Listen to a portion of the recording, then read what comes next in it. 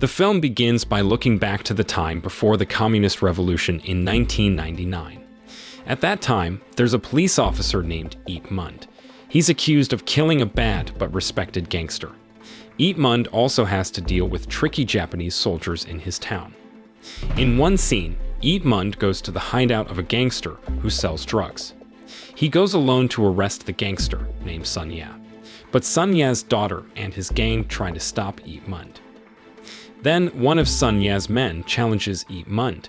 If Ip Mund can defeat all of them, Sun Ya will go with him. Shortly after, Ip Mund gets ready and a big fight starts. There, Ip Mund beats all of Sun Ya's men. After that, Sun Ya agrees to go with Ip Mund. On the other hand, there's a boss of the police department who everyone really looks up to.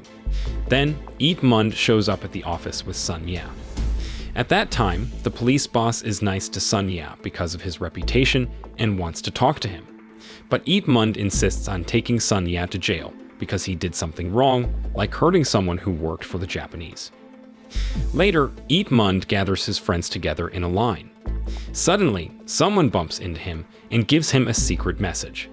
Soon after, Ip Mund follows the person who gave him the message. Next, we see the deputy captain and his team searching a Japanese warehouse. At that time, they find a huge box filled with lots of money.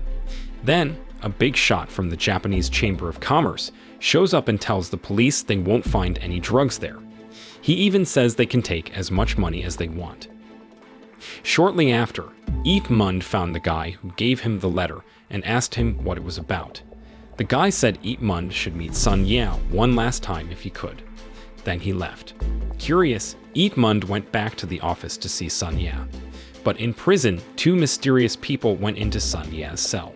When Ip Mund got back to the office, he met the same mysterious person who had talked about Sun Ya before.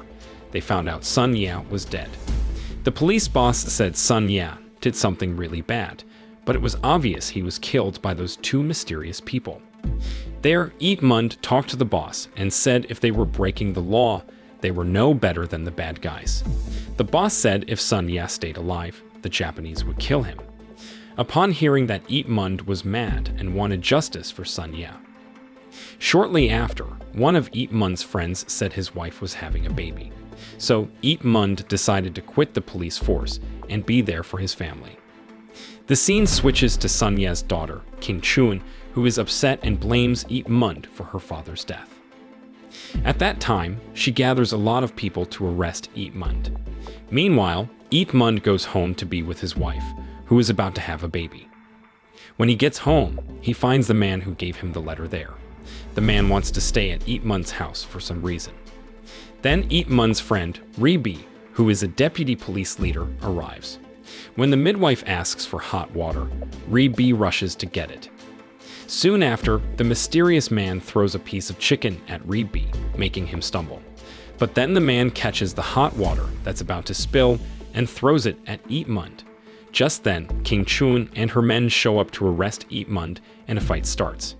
With the help of the mysterious man, Ip Mund wins the fight and King Chun's gang leaves. At the same time, Ip Mund's baby is born. Happily, he feeds his wife and meets the mysterious man, who turns out to be Long Beak, the younger brother of Ip Mund's teacher. During their conversation, they have a small argument and a fight breaks out. After the fight, Uncle Leon praised Ip Mund's impressive moves and offered to teach him some more. Then Ribi showed up and said they found drugs at the port, so they hurried there. They checked and found out all the drugs belonged to the Japanese Chamber of Commerce. There, Ip Mund told Ribi to go back home to take care of his wife, while he went to explain things to the Axe Gang. At the gang's headquarters, King Chun told her men that whoever managed to kill Ip Mund would become the next leader. Soon after, Sasaki, the chairman of the Chamber of Commerce, arrived. But there, King Chun kicked him out because she didn't support Japanese people. Soon after, Sasaki casually mentioned it was time for reform, and suddenly his men turned on King Chun. She realized she'd been betrayed and that Sasaki was the one who killed her father, not Ip Mund. Upon knowing that, King Chun bravely fought off the attackers. Just when King Chun was in danger, Ip Mund showed up and helped her. The battle got intense. to keep King Chuan safe, Ip Mund told her to leave while he faced the enemies alone. After defeating all the Axe gang members, Ip Mund told Sasaki that he would seek justice for Sun Ye, whom they had killed. But Sasaki threatened to harm Ip Mund's family. Then the police leader arrived and pointed a gun at Ip Mund.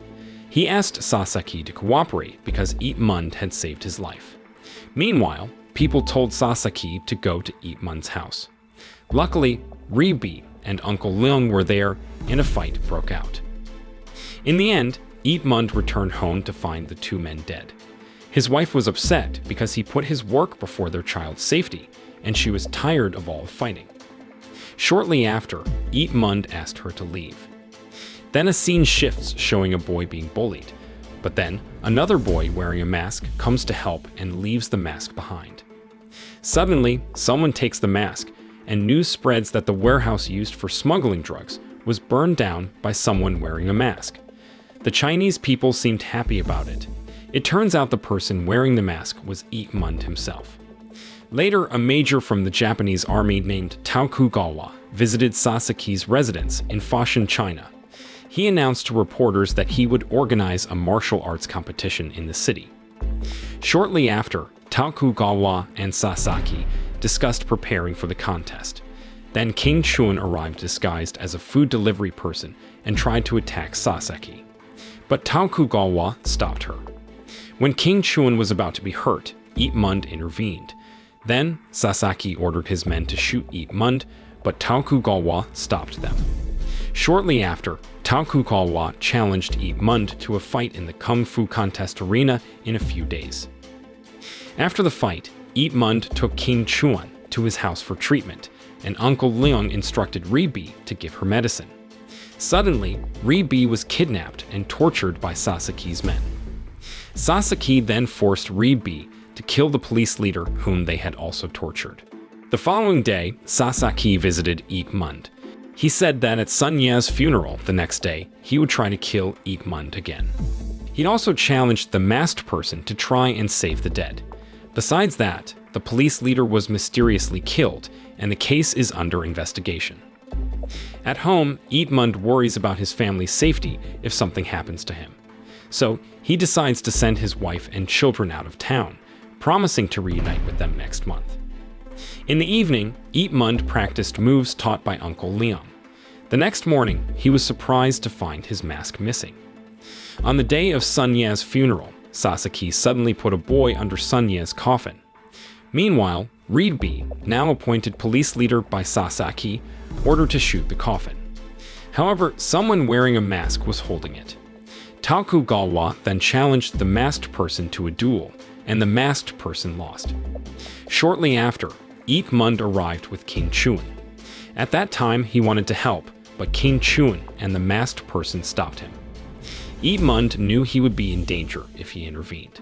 Sadly, the masked person was shot and killed by bullets.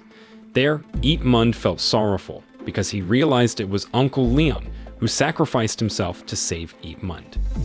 Uncle Leung knew that if Ip Mund got involved, he would be the one targeted. The next day, Ip Mund registered himself to fight Tokugawa. The fight was intense. During the battle, Ribi was suddenly killed because Sasaki ordered him to poison Ip Mund, but Ribi refused. Furious, Ip Mund easily defeated Tokugawa. After winning, Sasaki ordered his men to shoot Ip Mund. However, the audience shielded Ip Mund, and the police leader and his team arrived to help. It turned out Ribi hadn't shot the police leader, and they had planned to stop Sasaki and his Japanese soldiers. In the end, King Chuan kills Sasaki, and Ip Mund, along with the police wearing masks, prepares to fight Sasaki's remaining men. The film ends. The moral lesson from this film is even in the craziest of situations, never forget your socks, because you never know when you might have to kick some butt.